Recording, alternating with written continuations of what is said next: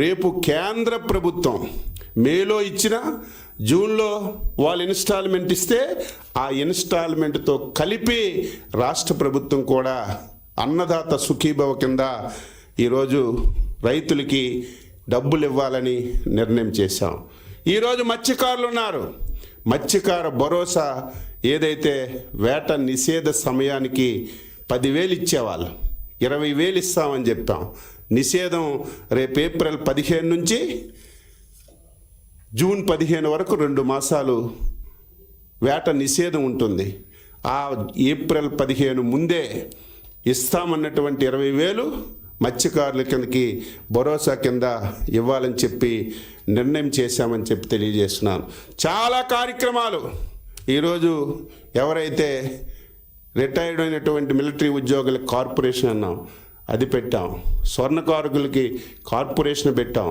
దాదాపుగా 60-70% హామీలన్నీ కూడా నెరవేర్చాం. ఇంకా మిగిలినటువంటివి యువతకి నిరుద్యోగ భృతి, ప్రతి ఆడపిల్లకి 1,500, బస్సు ఉచితంగా ఇస్తామని ఇంకా 3-4 కార్యక్రమాలు ఉన్నాయి.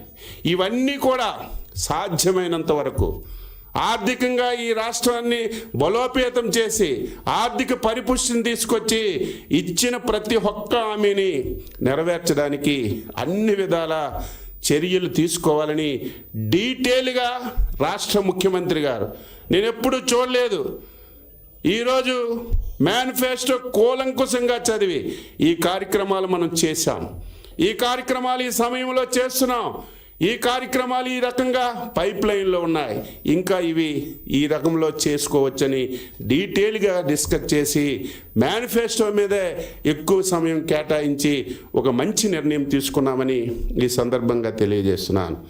అదేవిధంగా కార్యకర్తల పెండింగ్ బిల్లుల మీద డీటెయిల్గా డిస్కస్ చేసి మంత్రులు ఇమీడియట్గా దీని మీద అందరితో మాట్లాడి ఎవరెవరికి బాకీయో ప్రభుత్వం దృష్టికి తీసుకొచ్చి పెండింగ్ బిల్లులు ఇవ్వాలని చెప్పి నిర్ణయించాం. కార్యకర్తల మీద అక్రమంగా పెట్టినటువంటి కేసులన్నింటి మీద కూడా పొలిట్ బ్యూరో డీటెయిల్గా డిస్కస్ చేశాం. ఇవన్నీ ఒక ఎత్తు అయితే ఊచ కోత కోసారు. బీసీల మీద, ఎస్సీల మీద, ఎస్టీల మీద అన్యాయంగా చంపేశారు. Doctor Sudhakar, veterinary doctor Atchannaidu, Chandraiah, ఇటువంటి వాళ్ళందరినీ నడి రోడ్డు మీద ఊత కోసి చంపేశారు. ఈ రోజుకి అతి లేదు గతి లేదు. చంపిన వాళ్ళు ఈరోజు తప్పించుకొని తిరుగుతున్నారు. అందుకే ఈరోజు పొలిట్ బ్యూరోలో ఒక నిర్ణయం తీసుకున్నాం. ఆ కేసులన్నీ బయటికి తీసి ఒక ప్రత్యేకమైనటువంటి ట్రిబ్యునల్ని ఏర్పాటు చేసి వీలైనంత తొందరగా కేసులన్నీ పరిశీలన చేసి తప్పు చేసిన ప్రతి ఒక్కరికి శిక్షించాలని నిర్ణయం చేశాం. దీంతో పాటుగా 5 సంవత్సరాలు విజయనగరం జిల్లాలో రాముడు తల తీయడం, అంతర్వేదిలో రథం కాల్చడం, దేవాలయాల మీద విపరీతం దాడులు జరిగాయి. మళ్ళీ 5 సంవత్సరాల్లో దేవాలయాల మీద ప్రతి జరిగిన దాడిని హోంమంత్రి గారికి చెప్పాం. అవన్నీ తీసి ఆ రోజు ఎవరు చేశారు వాళ్ళందరి మీద వీలైనంత తొందరగా యాక్షన్ తీసుకోవాలని ఈ సందర్భంగా తెలియజేస్తున్నాం. 5 సంవత్సరాలు ఎవరినీ వదలలేదు. ఉద్యోగుల మీద కేసులు పెట్టారు, ఉపాధ్యాయుల మీద పెట్టారు, మీ పాత్రికేయ మీద పెట్టారు. వీలైనంత తొందరగా ఒక టైం బౌండ్ పెట్టుకొని గత 5 సంవత్సరాల్లో ఉపాధ్యాయుల మీద పెట్టిన కేసులు, ఉద్యోగుల పైన పెట్టిన కేసులు, విలేకరుల మీద పెట్టిన కేసులు అన్నీ తీసుకొని కేసులన్నీ కూడా రిఫర్ చేయాలని, కేసులన్నీ ఎత్తివేయాలని ఒక మంచి నిర్ణయం ఈరోజు పొలిట్ బ్యూరో డిస్కస్ చేసి తీసుకున్నామని చెప్పి ఈ సందర్భంగా తెలియజేస్తున్నాను. అదేవిధంగా పార్టీ ప్రధానంగా సభ్యత్వం యువనేత శ్రీ నారా లోకేష్ గారి నాయకత్వంలో సుమారుగా 1,02,00,000 దాటి 2 రాష్ట్రాల్లో సభ్యత్వం తీసుకున్నందుకు పొలిట్ బ్యూరో లోకేష్ బాబు గారికి హృదయపూర్వకంగా అభినందనలు తెలియజేశాం. ఈరోజు సభ్యత్వాలు పూర్తయ్యాయి. సంస్థాగతంగా ఎన్నికలు నిర్వహించాలని చెప్పాం. సంస్థాగతంలో ప్రధానమైనటువంటి పాత్ర పోషించినటువంటి వ్యవస్థ కుటుంబ సాధికార వ్యవస్థ.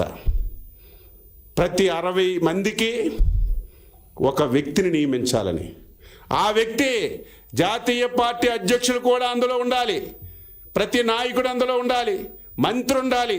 ఎంత పెద్ద నాయకుడైనా సరే ఈ పార్టీలో రేపు భవిష్యత్తులో పదవులు కావాలన్నా, భవిష్యత్తులో పొజిషన్స్ కావాలన్నా తప్పనిసరిగా సభ్యత్వం ఉండాలి. రేపు ఏర్పాటు చేయబడినటువంటి సాధికార కుటుంబ సాధికార సారథి కార్యక్రమంలో ఒక సభ్యుడిగా ఉంటే తప్ప దేనికి అర్హత లేదని స్పష్టమైనటువంటి నిర్ణయం తీసుకున్నాం. రేపు 6వ తారీఖు నుంచి ఆ కార్యక్రమాన్ని స్టార్ట్ చేసి సంస్థాగత ఎన్నికలన్నీ కూడా ఈరోజు క్యూబ్స్ ఉన్నాయి, క్లస్టర్, యూనిట్, బూత్, గ్రామ కమిటీలు, మండల కమిటీలు, కార్పొరేషన్లో డివిజన్ కమిటీలు, మున్సిపల్లో వార్డు కమిటీలు, ఇవన్నీ నియోజకవర్గ సమన్వయ కమిటీలు, పార్లమెంట్ కమిటీలు, ఇవన్నీ కూడా రేపు మహానాడు నాటికి కుటుంబ సాధికార సారథి నుంచి పార్లమెంట్ అధ్యక్షుడి వరకు పార్లమెంట్ కమిటీలన్నీ పూర్తి చేసి మహానాడికి ప్రిపేర్ అవుతామని చెప్పి తెలియజేస్తున్నాను.